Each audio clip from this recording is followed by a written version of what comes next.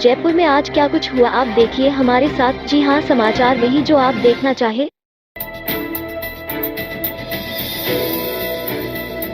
राज्य विधानसभा में मंगलवार को प्रश्नकाल के दौरान सूचना सहायकों के पद पर अनुसूचित जनजाति के बैकलॉग को लेकर भाजपा विधायक बाबूलाल की ओर से पूछे गए सवाल के जवाब में सूचना प्रौद्योगिकी एवं संचार मंत्री के तौर पर बीडी कल्ला जवाब नहीं दे सके।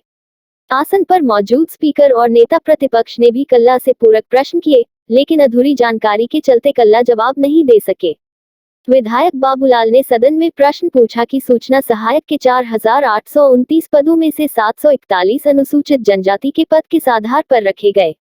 इसमें जो टीएसपी के लिए 185 पदों को ही रखने का आधार क्या था।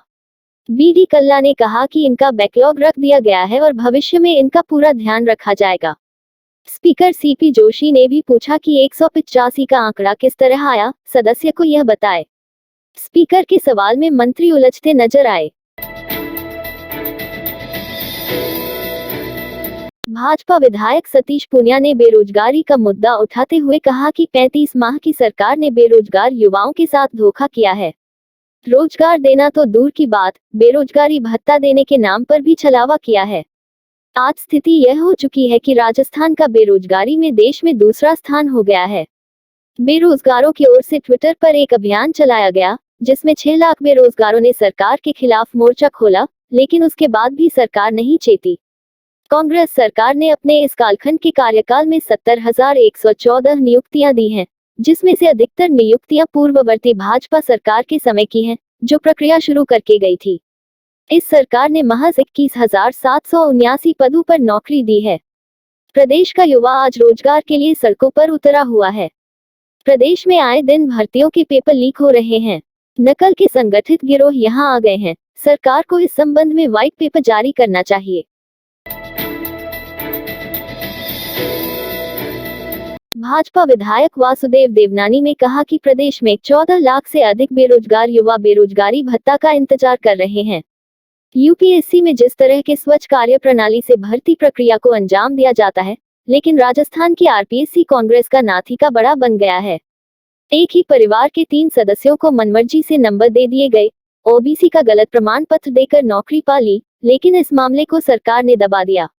आज स्थिति यह है कि आए दिन भर्तियों के पेपर लीक हो रहे हैं, इससे युवाओं में आक्रोश है। भाजपा विधायक अशोक लाहोटी ने कहा कि बेरोजगारी भत्ते की बात कर युवाओं से कांग्रेस ने चुनाव में वोट लेकर सरकार तो बना ली, लेकिन अब इन्हें भूल गए। केवल 1,60,000 बेरोजगार युवाओं को भत्ता दिया गया, जबकि 2,66,00,000 युवाओं से वोट लेकर कांग्रेस सत्ता में आई थी। सरकार के पास अगर बेरोजगारों के आंकड़े नहीं है तो हम युवा विधायक 15 दिन में सरकार को यह आंकड़े लाकर सदन के पटल पर रख देंगे। उसके बाद तो सरकार इनका भला कर दे। सरकार को यही आधार मान लेना चाहिए कि 42 लाख लोगों ने भर्तियों में आवेदन किया है, तो कम से कम इनको तो बेरोजगारी भत्ता दे दे। भाजपा विधायक दीप्ति किरण माहेश्वरी ने कहा कि बेरोजगारी की राजस्थान में गंभीर स्थिति है। देश के 28% बेरोजगारी राजस्थान में है, जो देश का दूसरा राज्य हो गया है। राज्य में उद्योग धंधे कोरोना के कारण बंद हो गए हैं। निजी क्षेत्र में रोजगार नहीं है। ऐसे में युवा और सरकारी नौकरी की ओर ज्यादा बढ़ रहा है, लेकिन सरकार इस मामले को गंभीरता से नहीं ले रही है। निर्दलीय विधायक बलजीत यादव ने कहा कि बेरोजगारों के साथ राज्य में नहीं है, दूसरे राज्यों में भी धोखा हो रहा है। 22 राज्यों ने बाहरी लोगों को नौकरी देने पर रोक लगा दी है, लेकिन हमारे यहाँ पर बाहरी आकर कोई भी नौकरी पा लेता है। इसे सरकार को समझना होगा। आज के दिन जो पेपर लीक हो रहे हैं, जो बाहर से आकर जो सक्रिय हो गए हैं, उन पर अंकुश लगाने की जरूरत है। जयपुर जिला प्रमुख चुनाव विवाद में आरोप झेल रहे चाकसू विधायक वेद प्रकाश सोलंकी ने मंगलवार को संभाग प्रभारी गोविंद राम मेघवाल पर कई आरोप लगाए और कहा कि मुझे बिना सुने और क्षेत्रीय प्रत्याशियों से बिना बात किए आनन फानन में रिपोर्ट बनाकर भेज दी। यह मुझे केवल बदनाम करने और फंसाने की साजिश है।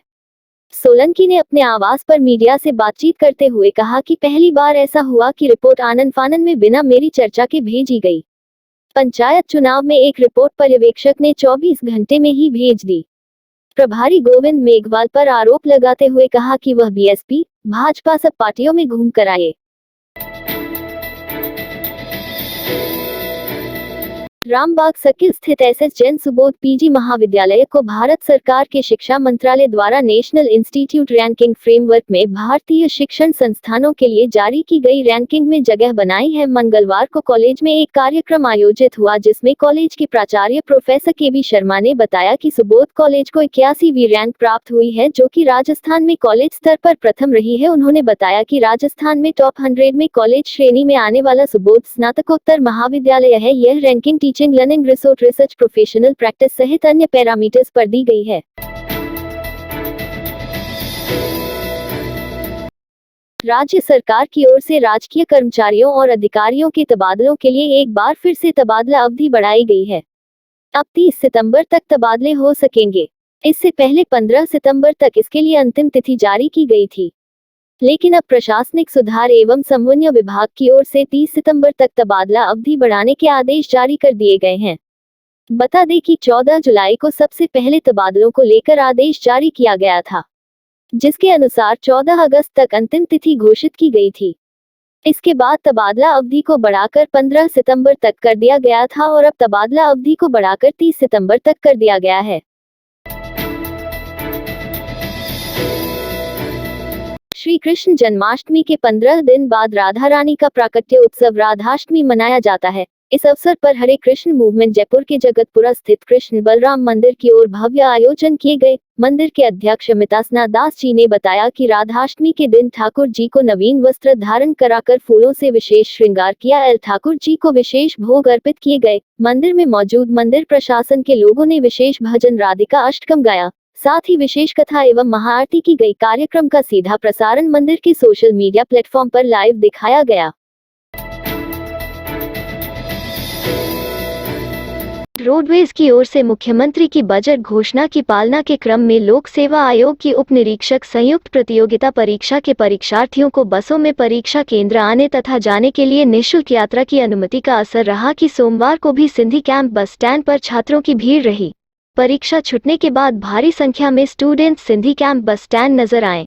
बता दें कि रोडवेज मुख्यालय से सभी मुख्य प्रबंधकों को 3 चरणों में होने वाली लोक सेवा आयोग की उप निरीक्षक संयुक्त प्रतियोगिता परीक्षा के परीक्षार्थियों को बसों में निःशुल्क यात्रा की अनुमति दी थी।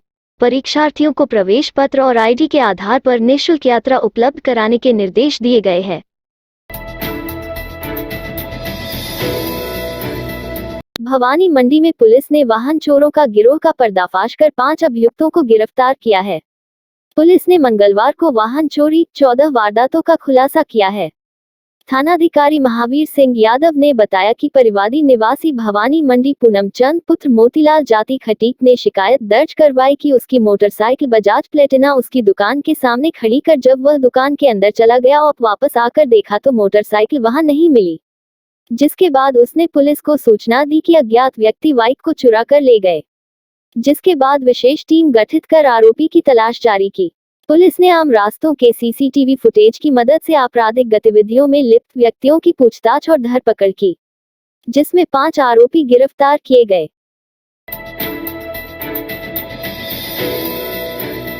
रेलवे की ओर से यात्रियों व परीक्षार्थियों की सुविधा के लिए कोटा जयपुर कोटा 2 ट्रिप परीक्षा स्पेशल रेल सेवा का संचालन किया जा रहा है।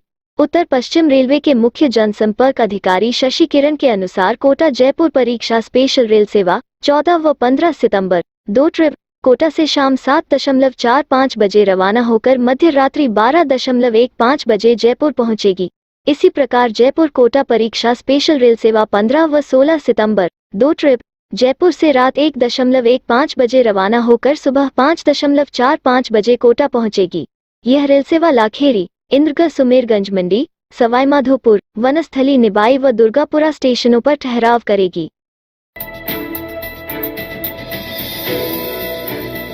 सवाई मानसिंह चिकित्सालय स्थित जेएमई सभागार में निजी अस्पतालों में कार्यरत कोरोना वॉरियर्स नर्सेस का सम्मान समारोह आयोजित कर मेडल एवं प्रशस्ति पत्र देकर उनको सम्मानित किया गया। इस अवसर पर मुख्य अतिथि निदेशक जन स्वास्थ्य डॉक्टर के शर्मा ने कहा कि राज्य सरकार द्वारा क्लिनिकल एस्टेब्लिशमेंट एक्ट के अंतर्गत निजी क्षेत्रों में कार्यरत चिकित्सा कर्मियों के हितों में भी प्रभावी कार्य किया जाएगा। साथ ही निजी चिकित्सालय में कार्यरत चिकित्सा कर्मियों जिनकी मृत्यु कोरोना से हुई है उनको भी राज्य सरकार से 5 लाख रुपए की राशि दिलवाई जाएगी। झालाना लेपर्ड रिजर्व में सोमवार को साउथ फिल्मों में अपनी अदायगी से दर्शकों का मनोरंजन करने वाली अभिनेत्री पल्लवी पुरोहित ने शाम की सफारी का लुत्फ उठाया। इस दौरान उन्होंने सफारी के दौरान मेल लेपर्ड राणा को देखा। इस अवसर पर पल्लवी ने कहा कि शहर के बीचों बीच इस तरह का प्राकृतिक वातावरण देख अच्छा लगा। वाकई यहाँ की सफारी मेरे लिए रोमांचकारी रही है।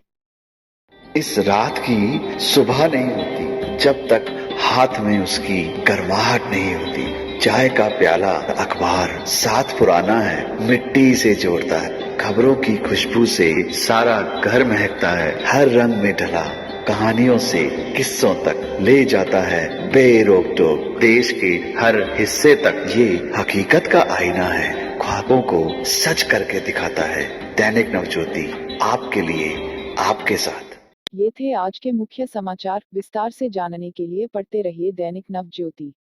दैनिक नवज्योति के YouTube चैनल को सब्सक्राइब करें और ताज़ा अपडेट के लिए बेल आइकॉन दबाएं।